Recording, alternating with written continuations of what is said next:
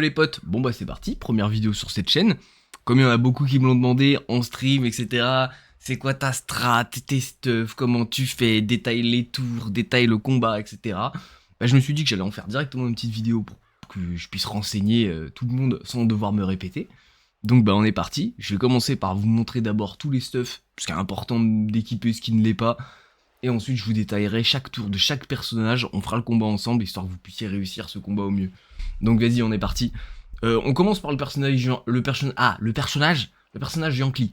Du coup, le personnage Yankee, ça va être l'Hypermage, parce qu'avec cette compo, vous devriez pouvoir le gérer avec Yop, Eneripsa et Lyotrope. Et mon petit Hypermage, qui est moi mon personnage principal, sera le personnage client. Si vous, de votre côté, vous n'avez pas de client, et que vous devez rajouter un quatrième personnage, je vous recommande fortement l'Hypermage, qui honnêtement sera une grande source de dégâts, et pourra vulner et réduire les dégâts du Sirmomor. Donc, Hypermage totalement viable, mais si vous avez le Pandawa, qui est généralement plus classique dans cette team de 4, vous pourrez totalement le gérer avec un Pandawa à la place du client. De toute façon, vous pourrez le gérer avec n'importe quelle classe à la place de l'Hypermage, c'est vraiment un Yankee. Mais si vous devez optimiser, Hypermage c'est le top.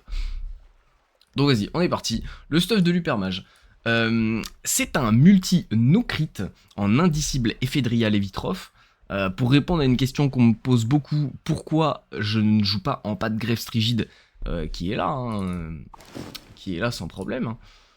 Mais en gros, en pas de greffe strigide, vous allez manquer de résistance feu, étant donné que le Sirmomor tape uniquement dans l'élément feu, il vous faudra au moins 25% de résistance. Donc là, avec 7%, ça va vraiment pas être possible, surtout agrémenter des 3500 PV, je ne pourrais clairement pas tanker ce combat en pas de greffe strigide. Donc c'est un petit truc qu'il va falloir penser. Et donc c'est pour ça que je lui ai fait un petit ensemble, hop, qui va certes taper un tout petit peu moins fort, mais dans l'idée vous allez avoir des dégâts très corrects, et là vous serez à 26% avec une GH. C'est-à-dire qu'avec la GH, vous procréez des résistances en plus, et s'il n'y a pas la GH, le petit voile d'encre fait très bien l'affaire, vous passez à 36% feu, et on est très bien. Les petits détails importants, le Domakuro. Le Domakuro, on va l'équiper sur tous les personnages qui vont taper. Et le personnage qui va tanker, on lui équipera un Dofus tacheté, histoire de pouvoir proc les 300 de shield que vont nous offrir le Dofus si le personnage en tacheté ne tape pas. Donc ça va être un double intérêt. Non seulement on va taper assez tard dans le combat, ce qui va permettre au Domakuro de nous filer des dommages jusqu'à la fin, et en plus on va proquer 300 de shield par tour. Donc à savoir que vous aurez besoin d'un tacheté, de 3 Domakuro, et ça c'est vraiment l'essentiel, et de 25% feu par perso. Donc ensuite, les détails c'est le classique, hein, c'est le full Dofus, Domakuro, Dofus Calyptus, et moi j'ai des familiers PP sur tous les personnages, parce qu'on le verra, pour pouvoir dropper la ressource, le taux de loot est infâme, et si vous voulez pouvoir espérer dropper, vous allez devoir reset les challenges, maximiser votre PP, etc. Mais à partir du moment où vous êtes juste là pour faire votre quête, passer le combat, vous, ça vous concerne pas, vous pouvez mettre familier qui rox, enlever le calyptus, etc. Mais moi, je vais vous le montrer en full PP, histoire que vous ayez une marge de manœuvre comparée à moi qui suis habitué à le faire. Ok, donc, on a fait le tour pour ce personnage-là, hein, c'est le Yankee, on va pas rester 40 ans dessus. Ensuite, nous avons le petit Yop. Le petit Yop, vraiment, je me suis pas trop pris la tête. Hop, comme on peut le voir, c'est ultra classique. Une full panoplie de brousse. FM avec le cul, mais avec des dommages sorts un peu de partout. Une bague Glourson, parce que ça coûte rien, vous pouvez mettre une bague corruption, qui doit être mieux que ça normalement, parce que vous avez des critiques et des do-crits sur la bague corruption, donc si vous l'avez, tant mieux, si vous l'avez pas, tant pis, la bague Glourson à 4 millions HDV fera très bien l'affaire. Agrémenté avec une full panoplie de Wulan, pareil, FM avec le cul, mais avec des dos sorts partout. Une petite capologie. Et en fait, du coup, avec ce double bonus panoplie, sans ocre, avec une capologie, vous vous retrouvez avec un 11 PA 6 PM, sans aucun slot PAPM, quoi. Y a pas de Dofus, y a pas d'ocre, y a pas de Vulbis, et vous avez un 11-6 ultra solide. Et là, pareil, on est en 4 feuilles, parce qu'on va taper à distance dans les portails de l'Helio. Le classique. Donc pareil, je reste pas 1000 ans sur un Yop, hein, une brousse Wulan ultra classique, avec un familier PP pareil, Calyptus, Domakuro, et Trophée Rox. On est bon? Ok, on passe à la suite. L'Eniripsa, en vrai pareil, ultra classique. On part sur une full séculaire, full Hacham, avec 2 cesses de guerre. Donc là, on n'a pas la chance d'avoir la capologie qui va nous donner un PM. Donc on va devoir mettre un petit voyageur. Mais c'est le même principe. On n'a pas d'ocre. On a juste 2 panoplies avec un bonus PA qui vont nous permettre d'obtenir le 11 PA sans ocre. Si vous avez un ocre, tant mieux, vous avez 12 PA. Et pareil pour le Yop. Mais c'est vraiment pas essentiel. Il vous faudra au moins le 11-6. Et du coup, voilà, pas besoin de faire de détails plus que ça. On a une séculera de Cham, double 16 de guerre, Domakuro Calyptus, trophée familier PP. Rien qui change.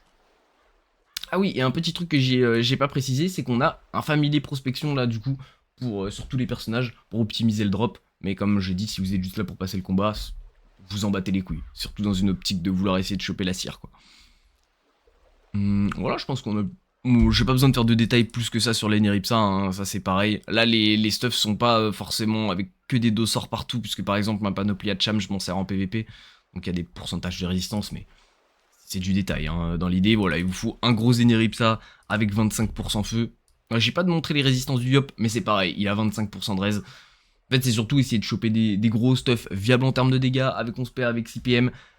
Là où tu peux caler le domac, et avec les 26% feu. Donc là, je vous donne des bases qui sont vraiment solides, hein, mais vous êtes vraiment pas obligé de faire exactement pareil. Et c'est là qu'on va passer un peu à la chimiquerie. Le petit héliotrope. Le petit héliotrope, c'est lui qui va tanker. Donc on n'a pas de panda dans cette strat, c'est lui qui va assumer les dégâts. Et c'est lui qui va faire uniquement du placement, du heal, du boost, et va faire aucun dégât. Donc on a une base comme un panda tank, à base de collier bave dur, alliance glour, anneau de Paul Watnos, pâteau gastrique, non, ça sera pour après, et un casse-dragueuf. Voilà, donc pâteau gastrique, casse-dragueuf, collier bave dur, les 2 anneaux, et voilà, c'est tout. On a à peu près une base de panda tank. Après, on est allé faire quelques modifications là-dessus, puisque on n'avait pas grand-chose à foutre d'avoir un 50% haul réellement. Moi, je voulais juste un 30% en vrai, vrai de vrai. Mais je voulais la capacité d'esquiver des PM, puisque le serment mort va retirer énormément de PM à notre héliotrope. Et également la possibilité de le vulner, grâce à ce cac qui est incroyable. Je vais le épingler ici, pour que ce soit plus simple à regarder.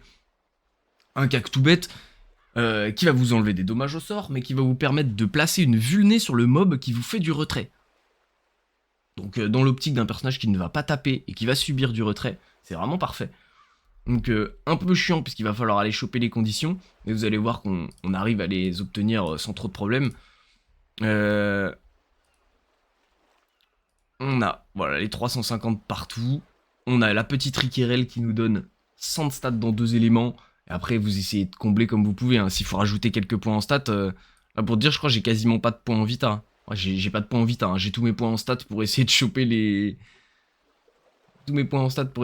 conditions. Donc vraiment, pas besoin d'avoir une vita colossale, juste il faut que vous essayez de choper les conditions pour équiper ce corps à corps là. Et ensuite vous essayez de maximiser vos res, etc. comme vous pouvez, tu vois. Genre, sachant qu'il ne tape que feu, j'y ai mis un petit cadran feu qui va me donner des résistances distance plus les résistances feu. Ça nous fait un 31% feu plus le cadran. On est très très large. Et oui, j'ai calé une petite ceinture instable dans le build, puisque, bah, en vrai, on a 2 PO. C'est pas négligeable, on a 2 PO, 20 PP. J'ai dit, vas-y, let's go. Et vous pouvez remplacer ça aussi par une ceinture glour céleste, qui est possiblement même mieux, parce que comme vous allez avoir des stats dans 3 éléments, ça vous fera moins de stats à investir ici pour pouvoir équiper le corps à corps.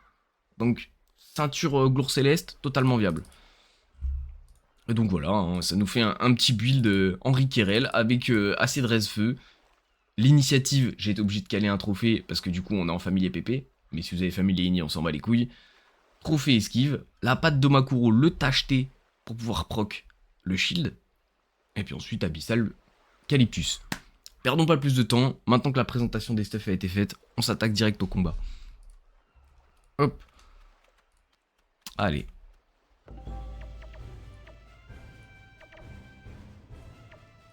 Hop là. Je vais vous laisser l'affichage des dégâts, mais je vais quand même passer en mode créature, puisque les animations du Sirmo Mort sont extrêmement longues, donc je vous recommande de ne pas les activer. On a même un petit challenge miroir qu'on va valider sans trop de soucis.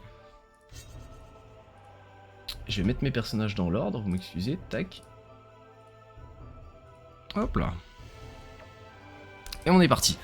Du coup, le Sirmomor, il a 60 000 PV, 2 PM, et le principe de ce combat, ça va être simplement de l'attirer sur une case bien précise.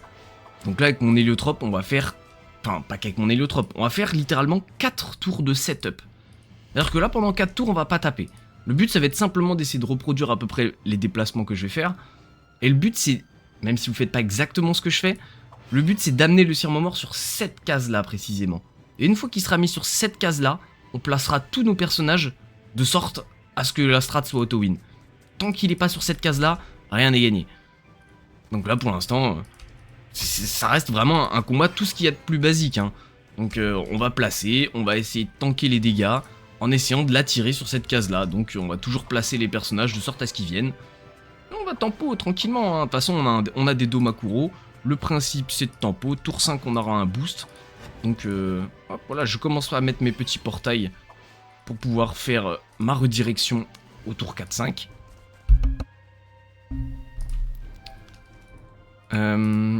Ici, c'est pas essentiel, le client est pas obligé de faire ça, mais vous pouvez bouclier élémentaire l'Hélio, ce qui va permettre au Sirmomor de se dire ok, je préfère aller sur les 3 d'en bas plutôt que d'aller sur l'Hélio, parce que lui il a trop de raise.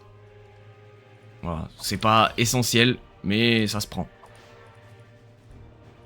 Donc là je setup, pépère, hein. J'envoie une coco au tour 2, toujours important, puisqu'on va taper à partir du tour 5. Donc toujours penser à envoyer juste une vertu au tour 1 et d'envoyer la coco au tour 2. Pareil pour tout ce qui est des vertus.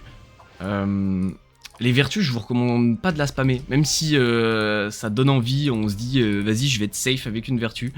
La quantité de dégâts perdus sur le Yop, une fois que vous avez lancé vertu, est vraiment considérable. Donc vraiment, je vous recommande pas. Donc, maintenant qu'on en est là, on est au tour 3, j'ai fait mon petit triple placement de portail. Je vais venir faire une diagonale ici. Soit vous faites une diagonale ici, soit vous faites un L. C'est-à-dire que si vous faites un pardon, une diagonale, le Sirmomor va attirer votre Yop ici et attirer votre Eni ici. Et si vous faites un L, ça va envoyer votre Yop à travers le portail et attirer l'Eni. Moi j'ai plutôt tendance à faire un L, mais vous n'êtes pas obligé. Là on va commencer à envoyer nos petits boosts. Il va attirer mon Yop, il va attirer l'Eni, et il va se mettre sur cette fameuse case pour pouvoir aller le taper. Et là, maintenant que vous avez ce setup là, il est sur cette case, là le combat est fini. C'est-à-dire que vous avez plus qu'à envoyer vos boosts, à envoyer l'Hélio tout là-haut avec une double convulsion, vous replacez votre portail, vous pouvez le désactiver direct, et là voilà.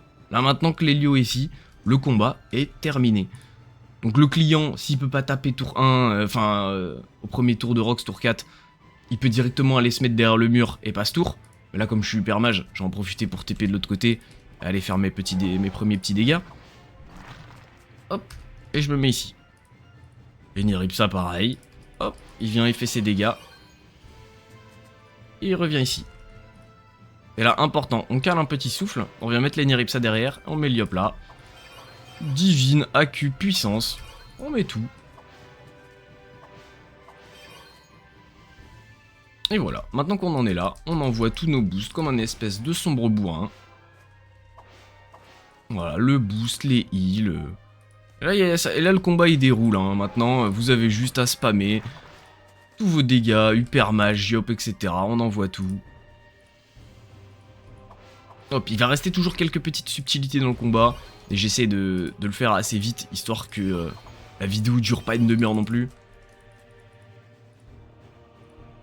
Hop, la petite coco.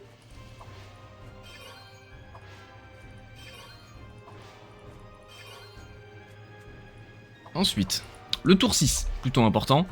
Vous pouvez le caler tour 5. Moi, je sais que je peux me permettre de tanker le tour 5 avant de le faire. Le tour 6, j'envoie mon boost PO, parce que sinon il m'en manque. J'envoie une distribution sur le petit Sirmomor, histoire de pouvoir re-healer un petit peu tous mes personnages. Je renvoie mon full setup de boost. Et là, voilà, ça va quand même me permettre vraiment de me remettre bien. Étant donné que le Sirmomor réduit les heals de 75%, vous ne pourrez pas compter sur les heals, il va vraiment falloir vous régène. Et là, il y a aussi ce cheat code là qui est très peu utilisé en Sorin Iripsa, mais qui va faire le même délire qu'un feu de mine ou qu'une proie d'Ujinac en fait, qui va vous permettre de le placer. Hop. Et ce qui va faire que quand vous allez taper, vous allez régène. Alors là, vous voyez, j'ai la distribution de l'Helio, le mot exsangue de Lenny, plus je fais des sorts en vol de vie. Voilà, je me remets full vie en 2 sorts, alors qu'il y a 75% de réduc de heal. Là, le Yop, pareil, il est un peu en PLS, sauf qu'il y a les 2 sorts, Helio plus Eni. Et il met 2 AQ, il est full vie, le frérot. Voilà, donc ça, c'est le gameplay de base à adopter pour pouvoir tanker le Surmomor sur 8-10 tours. Sans heal, entre guillemets. Hop, et puis bah maintenant que vous avez le script, hein. Là, il n'y a plus qu'à rebooster avec notre petit Helio. Envoyer notre full dégâts du permage. Alors, à savoir que là, j'ai pas été très chanceux sur ce combat. Parce que depuis tout à l'heure, mon héliotrope, il joue ses tours avec 4 PM. Mais s'il en avait un seul de plus, je pourrais m'en donner un et venir dans la diagonale ici pour booster l'UPR. Alors là, c'est un petit peu lucky, hein, c'est en fonction du nombre de PM qui va vous retirer. Et puis Lenny, pareil, hein. Même si Lenny doit pas taper beaucoup, hop, il remet toujours son mot exsangue. Et ses petits dégâts. Avec 2500 HP, il arrivera largement à tanker. Tour 7, on repense à se charger notre AQ sur la tête du Hop. Et on continue les dégâts.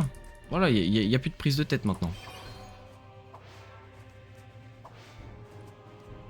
Ah voilà, pour une fois là, j'ai eu assez de PM, j'ai 6 PM. Je vais clairement pouvoir aller dans la diagonale. Booster notre petit super mage. Qui va pouvoir envoyer son meilleur torrent arcanique. Hop. Il reste plus que 18 000 HP au tour 8. Vous voyez que là je vous montre ça en full PP. Là, je suis loin d'avoir optimisé les dégâts au maximum. Et on est sur le point de le kill tour 8 en fait. Je vais limite devoir contenir un peu les dégâts du Yop pour pas le tuer. Ah, du coup j'ai privilégié le soin avec Lenny. Si j'avais full dégâts avec Lenny, je pense que je l'aurais déjà tué. Ouais, clairement, il reste que 1500 HP tour 8. A savoir que vous avez jusqu'au tour 13 pour le tuer. Mais théoriquement, si vous avez assez de dégâts, y a pas de problème. Vous le tuerez largement avant, même avec... même si c'est un client et que c'est pas un hyper mage, quoi. Et puis bah, petit chal miroir, on va en profiter pour le faire. Voilà, petit chal miroir, tac. Je vais rentrer dans le portail ici. Hop. Me claquer une petite recon parce que, vous connaissez, on est des rats, hein, on n'aime pas le pain. Hein. Et voilà, bon, on n'a rien droppé puisque ce combat est vraiment hardcore en termes de pourcentage de drop. Je vais rentrer rapidement, histoire de vous montrer puisqu'on n'a pas checké. Fait qu'on a vraiment pas été chanceux, mais comme vous pouvez voir, j'en ai 48 sur moi, ça tombe. Donc voilà, là pour vous dire, j'ai sur le Hypermage, c'est pas celui qui en a le plus, parce que lui il a que 350 PP, parce que j'ai pas un bon centre de prospection, faut que je finisse celui-là. Il pourrait avoir 70 prospections de plus quoi. Et là on passe de 10 à 21,7%. Et les autres personnages, je crois qu'ils sont à 23, 24%. Donc ça reste quand même assez faible. Vous voyez que même avec un challenge 100 et quelques pourcents, bah vous faites quand même des combats où vous en droppez pas. Souvent vous en droppez une, des fois deux. Mais bon, dans l'idée où juste vous êtes là pour votre Dofus Sylvestre, déjà la strat est cool. Donc bah voilà, franchement, merci beaucoup d'avoir suivi cette vidéo les potes. N'hésitez pas à venir me voir en stream, on est en stream tous les jours, à partir de 21 h à peu près. De temps en temps je m'accorde un week-end, mais on est quasiment là tous les jours. N'oubliez pas de follow, pouce, commentaire, tout ça. Et puis allez, la bise les frères, ciao ciao.